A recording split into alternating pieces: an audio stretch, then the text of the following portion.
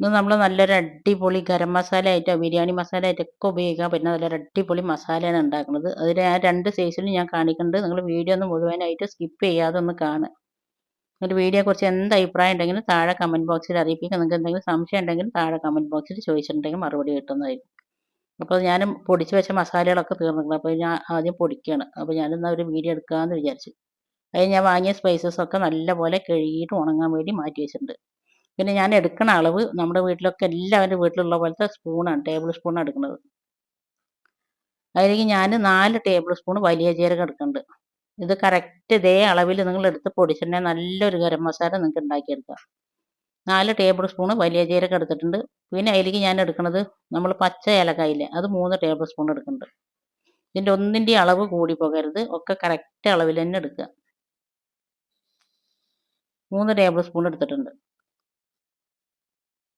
പിന്നെ ഞാൻ എടുക്കുന്നത് 2 ടേബിൾ സ്പൂൺ ഗ്രാമ്പുവാണ്.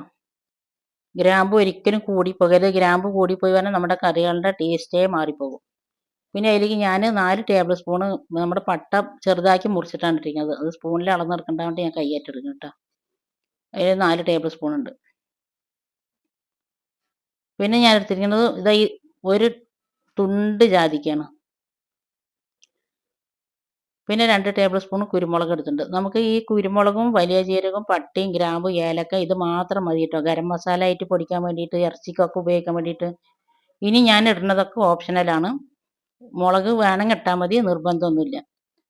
പിന്നെ ബേ ലീഫ് ഇട്ടിട്ടുണ്ടെങ്കിൽ നല്ലതൊക്കെ തന്നെയാണ്. ഞാനിതൊക്കെ ഇട്ടിട്ടാണ് ഞാൻ പൊടിക്കുക കേട്ടോ, ഗരം മസാല പൊടിക്കുമ്പോൾ.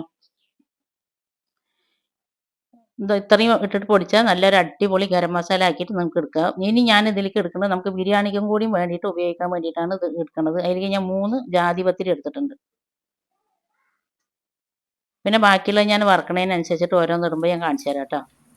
പിന്നെ നല്ല ചൂട് കട്ടിയുള്ള നല്ലൊരു ചട്ടി വെച്ചിട്ട് മീഡിയം ടു ലോ ഫ്ലെയിമിലാണ് ചട്ടി വെച്ചിട്ട്, ചട്ടി നല്ല പോലെ ചൂടായതിന് ശേഷം നമ്മൾ എടുത്ത് വെച്ച എല്ലാ സ്പൈസസും അതിലേക്ക് ഇടുന്നുണ്ട്. വേലീഫ് വറവ് നേരായി കിട്ടാൻ വേണ്ടി ഞാനൊന്ന് മുറിച്ചിട്ടായിട്ടിരിക്കുന്നത്. മീഡിയം ടു ലോ ഫ്ലെയിമിലിട്ട് കുറച്ച് നേരം ഒന്ന് റോസ്റ്റ് ചെയ്യുമ്പോഴേക്കിനെ നല്ലൊരു മണം വരും കേട്ടോ. നല്ലൊരു മണം വരുന്ന സമയത്ത് നമ്മൾ ഫ്ലെയിം ഓഫാക്കി വെക്കണം. നിങ്ങൾക്ക് ഇത് വെയിലത്ത് വെച്ച് ഉണക്കിയിട്ട് വേണമെങ്കിലും പൊടിച്ചെടുക്കാം കേട്ടോ. ചിലവരൊക്കെ അങ്ങനെ ചെയ്യും, പക്ഷേ ഞാൻ ഇങ്ങനെയാണ് ചെയ്യൽ. പിന്നെ ഞാൻ ഇതിലേക്ക് ഒരു 1/2 ടീസ്പൂൺ ചെറിയ ജീരകം എടുക്കുന്നുണ്ട്. നമുക്കിത് ബിരിയാണിക്കൊക്കെ വേണ്ടിയിട്ട് പൊടിക്കണ കാരണം കൊണ്ടാണ് ഞാനിത് ജീരകം എടുത്തിരിക്കുന്നത്. പിന്നെ അതിലേക്ക് ഞാൻ 2 കറുത്ത ഏലക്കായ ഉണ്ട്, അതും ഇടുന്നുണ്ട്. ഇതൊക്കെ ഇടുമ്പോൾ നല്ലൊരു മണം ഉണ്ടാവും കേട്ടോ നമുക്ക് ബിരിയാണിക്ക് വെക്കുമ്പോൾ. നിങ്ങൾ ഗരം മസാല മാത്രമായിട്ടാണ് പൊടിക്കുന്നതെന്ന് പറഞ്ഞാൽ ഞാൻ ആദ്യം കാണിച്ചത് മാത്രം എടുത്തിട്ട് അതേ നല്ലപോലെ ഒന്ന് റോസ്റ്റ് ചെയ്ത് പൊടിച്ചാൽ മതി. കുറച്ച് നേരം റോസ്റ്റ് ചെയ്യുമ്പോൾ നല്ലൊരു സ്മെല്ല് വരും. അപ്പോൾ നമ്മൾ ഫ്ലെയിം ഓഫ് ആക്കിയിട്ടുണ്ട്. നമ്മളിന്ന് റോസ്റ്റ് ചെയ്തിട്ട് പൊടിക്കുമ്പോൾ ഇത് ഒരുപാട് കാലം കേട് വരാതിരിക്കുകയും ചെയ്യും. ഇതിന്ന് ഒരു ഓയിൽ ഇറങ്ങി വന്നിട്ട് നല്ലൊരു മണം ഉണ്ടാവും കേട്ടോ. അടിപൊളി മണമായിരിക്കും വെയിലത്ത് വെച്ച് പൊടിക്കണതിനെക്കാട്ടി. നിങ്ങൾക്ക് ഏതാ എളുപ്പച്ചാൽ അതുപോലെ ചെയ്യാം.